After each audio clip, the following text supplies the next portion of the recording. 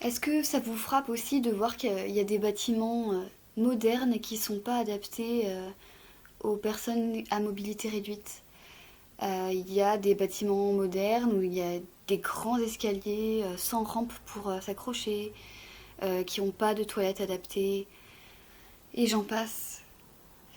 Et ce problème de manque d'adaptation, de, de ne pas avoir pensé les choses avant dans le cadre, par exemple, de l'architecture, ça se retrouve pas seulement par rapport au handicap. Je suis allée aussi dans une école il n'y a pas longtemps qui était vraiment flambant neuve, elle venait d'ouvrir. Et, euh, et en fait, les toilettes, déjà pour un adulte, on a l'impression de faire pipi debout. Alors pour des enfants en CP, ben, je sais pas, ils montent sur un escabeau pour faire pipi, je ne sais pas. Et je vois aussi des jardins d'enfants qui sont pas du tout abrités sous le soleil, un soleil de plomb, parce qu'on n'a pas réfléchi au changement climatique, on n'a pas réfléchi à tout ça. Il y a même, on m'a parlé d'un jardin en fait, où ils ont entouré tout le jardin de grilles noires. Et évidemment, le métal, le côté noir aussi, ça fait qu'avec la chaleur, ça chauffe énormément. Et du coup, la mairie a été obligée de rajouter des petites affichettes attention, ne pas s'accrocher, risque de brûlure. Alors, est-ce que des enfants de 3 ans vont lire les panneaux? Voilà. Et c'est pareil par rapport aux femmes en fait qui souffrent du fait que l'organisation du travail a été pensée pour des hommes. On a aussi beaucoup parlé du fait que ces derniers temps, en fait, à cause de l'IVG qui est menacée d'interdiction aux États-Unis, en France, il y a la polémique sur le voile, après sur le burkini. Il y a eu aussi évidemment le scandale avec les tampons. On voit que les compositions sont pas connues et ça gêne personne. Enfin, jusqu'à ce que des gens s'en mêlent. Et que en fait le corps des femmes il est pensé par l'homme. Et dans le monde du travail, bah pareil, souvent il y a des ordres qui viennent d'en haut, qui sont pas toujours adaptés aux conditions de travail de ceux qui sont sur le terrain. En fait, on pense toujours à sa place.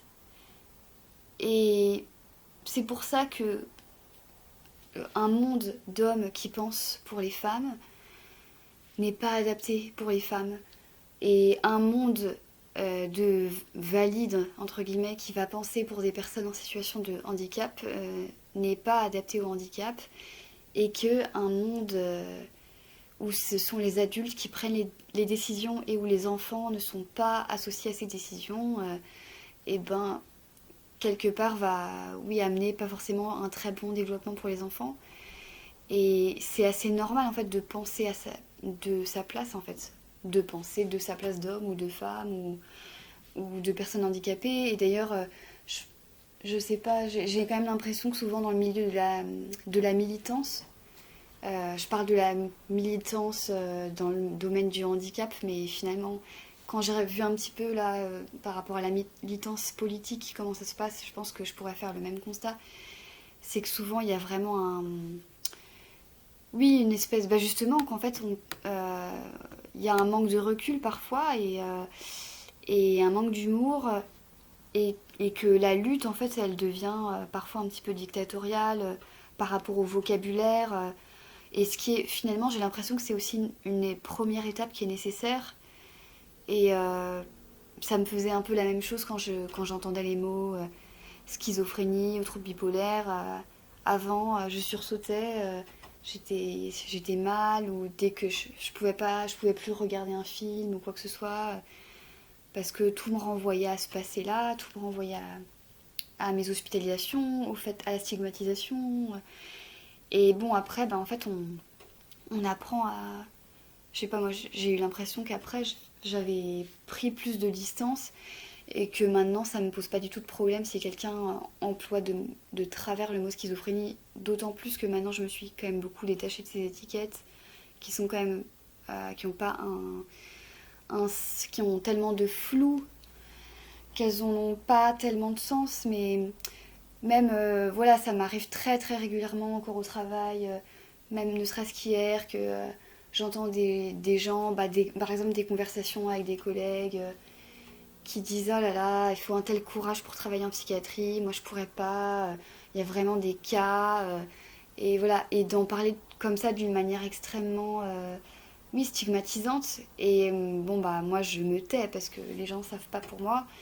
Et bon, ça m'est quand même vachement moins pénible maintenant. Et il y a un moment où j'essayais de faire changer les gens d'avis, mais sans me dévoiler. Et maintenant, en fait, je me dis, bon, je. Des fois, je laisse courir. Et puis, si jamais ils l'apprennent un jour ou l'autre que j'ai eu ce passif-là, et ben voilà, et peut-être que ça les fera changer d'avis et qu'ils se sentiront tout honteux. Et puis, moi, j'aurais eu rien à faire d'autre que de rester calme. Et voilà, donc. Mais voilà, c'est cette vidéo finalement pour en venir à la conclusion qu'en fait il faudrait toujours des personnes expertes ou concernées et que quand certaines équipes, certains médecins critiquent la pérédance, ce genre de choses, ou même si évidemment qu'il y a aussi des mauvais côtés, bon je pense que je pourrais en reparler dans une autre vidéo, mais en tout cas ce savoir-là, il existe, il est vraiment indispensable et c'est pas vrai que tout le monde a été patient et que du coup c'est pas indispensable parce qu'en fait c'est pas parce que on consulte, on est médecin et que de temps en temps on consulte pour X ou Y maladie. La psychiatrie c'est quand même un truc qui est très très particulier, l'expérience de l'enfermement, etc.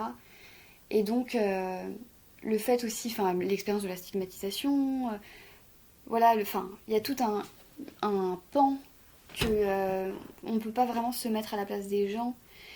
Et même si l'expérience de chacun est très individuelle, n'empêche qu'on voit qu'il y a des choses qui sont en train de bouger grâce au fait que des personnes comme ça arrivent dans la structure. Et c'est pareil, des fois, certains psychiatres, en fait, j'en ai rencontré, c'est pas la majorité, alors peut-être que c'est parce que la plupart le disent pas, j'en sais rien, mais enfin, il y a quelques psychiatres qui, comme ça, ont vraiment rejeté le réseau sur entente de voix tout de suite. Par exemple, quand je tenais en tant que bénévole un stand, et ils venaient nous voir en disant mais c'est quoi, c'est une secte ça, savoir expérientiel. Et voilà, et c'était finalement à nous de faire de la pédagogie par rapport à ce public-là, de gens qui ont eu leurs habitudes, souvent qui sont peut-être un peu vieilles d'école, proches de la retraite, et qui ont du mal à accepter en fait que notre parole, elle est nécessaire et qu'il n'y a pas une vision unique et un peu totalitaire du corps médical. Et je pense que autant dans la psychiatrie, c'est important d'avoir des personnes comme ça qui puissent avoir ce savoir expérientiel, mais par exemple dans la construction des bâtiments et tout ça, il faudrait quand même quelqu'un qui puisse guider les architectes, qui est toujours, quelle que soit l'entreprise, un référent